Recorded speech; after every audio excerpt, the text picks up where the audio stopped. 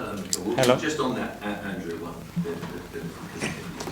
do you view it as a big summer, as a real pivotal but very exciting summer ahead, perhaps recruitment and pushing on again?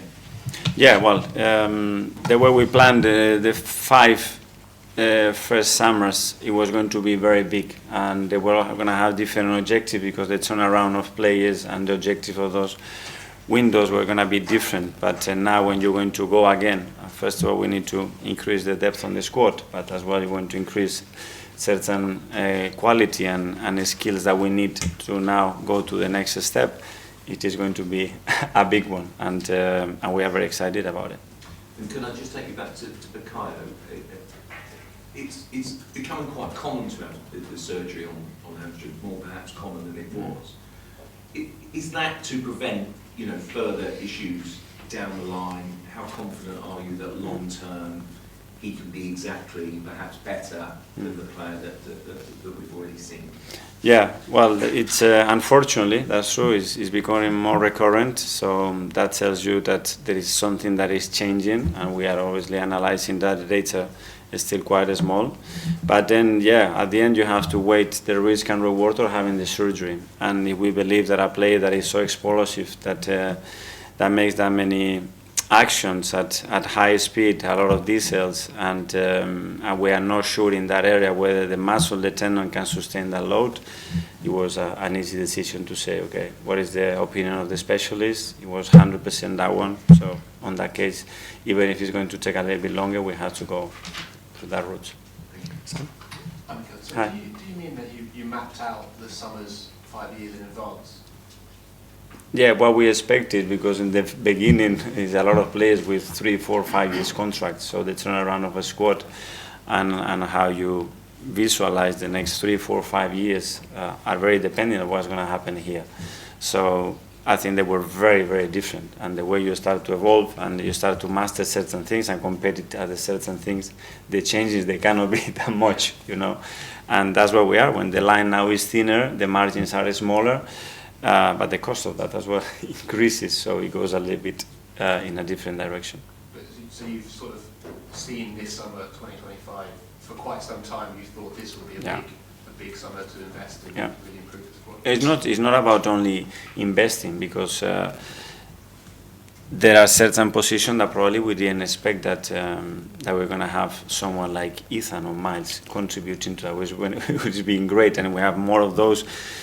Beautiful, but there were some turnaround on players that it was quite evident that it was going to happen for different reasons, and you have to plan that. And just quickly on Myles, he's got this amazing ability to sort of protect the ball and use his body. Is that something that you've coached him, or has he just had that naturally, and where does it come from? Well, that's something that is natural on him. He's always been very comfortable when he's playing in midfield, running past players and holding people away from him and very far from the ball is a natural thing. When he plays in defense, he needs some coaching in relation to what spaces he's defending, and especially with wingers coming in certain ways, but he does that naturally really well. Okay, because of the seriousness of Bukayo's injury and the surgery, do you think in the future he may have to actually adapt his game, not be as explosive and go on the outside, maybe become shorter a bit more? Do you think that will naturally have to be his game with this injury? No, I think so. I think you look at the consistency levels and the amount of games minutes he's played, very little to change that. Sometimes these things happen, and it happens to the best players, and it doesn't mean it has to happen again.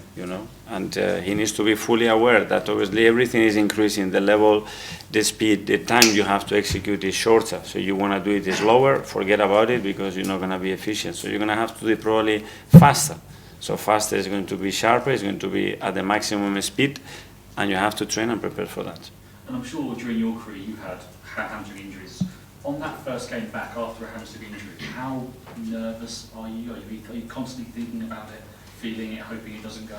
No, because he's done everything, and he's done everything many times already. Okay, he needs the exposure on the game, but all the boxes that he had to tick are those concerns normally are when you are rushing an injury.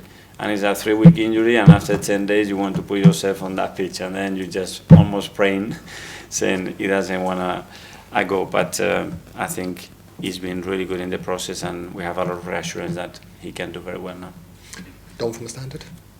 Mikel, you said that a player as young as Myles scoring on his England debut or international debut is an unusual thing. But in a sense, it's in keeping with his rise this season under you. I mean, I'm sure it surprised you, but it can't surprise you that much. I mean, he's just taken for every new challenge like that. Yeah, but I mean, it keeps being surprising. It's like the same that what he done Ethan, especially because those two come from a development when they haven't had any professional football. So that's very uncommon. In other leagues, you play in the Championship, you've been on loan, and you have a lot of players, they've been really young, top clubs in England, but they have loans and spells. These guys, they haven't played any professional football in their career. So it's like go from karting to Formula One the next day and go with that, and that's exceptional. And on Andrea, how confident does his arrival make you in terms of getting the centre forward that you'd like in the summer, but also more broadly the transfer recruitment that you'd like over the next few years? What I'm very confident about is how he's going to make everybody better. That's my confidence, because the way he is, because the personality that he has, the way he talks about and how passionate he is about what he does, and that's what we need. New blood with people that are so ambitious, that they have so attached to the football club and what we already do, but want to add value. That's what I'm very confident with. Ethan? Hi, Mikel. In terms of the league, if it does end up becoming mathematically impossible to finish top of the table, is your target second place, or does it matter to you where you finish in that top four? Because there's a number of teams now that are obviously trying to secure Champions League football. So I appreciate the question. Hopefully we're not going to get there. If we get there one day, we can discuss about that. Now the focus is about just winning against Fulham. But is there a difference between the positions 1 to 4, or do you see it as 1 and then anything within 2 to 4 is just position? The target obsession is 1. After that, let's see. And in terms of Ethan Nwaneri, of course, Saka's now about. How does Ethan's role potentially change this season and maybe at the start of next season too? Like with the other one, so at the start of the season he had a situation, but he proved to everybody that he was ready and he deserved more minutes. It's about the impact that you have in training and in games when you have the opportunity to play, to show. And if someone shows that he can impact the game and help us to win football matches, he will be on that pitch. In terms of Bukayo, what's he been like in terms of recovery around the team? I feel like it's not just about getting back to full fitness, it's evolving around the players as well. What's that been like too? It's been great. For example, with Ethan, with other players, the support that he's given, the time he spends with them, giving them advice, being around the team, how positive he's been always around it. It's good. It's good to see a side of a player that has a huge role in the team where he's not able to be in practice, where he's not able to contribute in game, how actually behaves, and that's why it is so special. Okay, last couple now. Ed, Guardian. Hi, Mikel. Hi. You said you're expecting a big summer. Can you put a number on how many players you think you need to bring in to bridge that gap to first place? But I said as well that the last 5 were big. So every summer is big because it's an opportunity, and especially with the number of players that we have in the squad right now, that is necessary. But it's a big summer for many things, because firstly we have to maintain all the good foundations that we have, and then obviously how can we improve and evolve the team. With Saka and Saliba as well, coming to 2 years left of their contract, how important is it to get those guys to sign a new deal, as leaders of the club? That's very good, but now I'm going to leave all those questions for Andrea and make sure that he has his place and his role, and he can fulfill it, and hopefully my influence will be in other aspects. Okay, finally to Gary. Just 2 questions about Bukayo. What did he, when he was the last couple of weeks, have he played a sort of behind closed doors friendly, and how many times would he played it? What would he have done in terms of actual? Yeah, we played once, but before that he had 6 consecutive sessions with the team, and it was good. We played that game.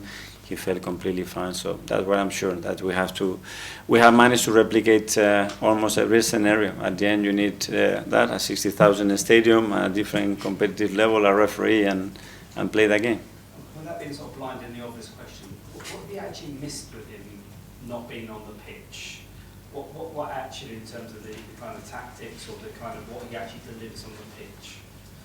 Well, it's obviously we talked about it before. I mean, there is not a single player in that squad that has produced the numbers of Bukayo in the last 3 seasons. That's That's it. So that's him, and we have done it in various ways, and we have remained very, very competitive without him and without many other players, and that's a big credit and how strong the team is as a we, even though some very important individuals are missing. Okay. Thanks so much, guys. Yeah, Thank you. Thank you.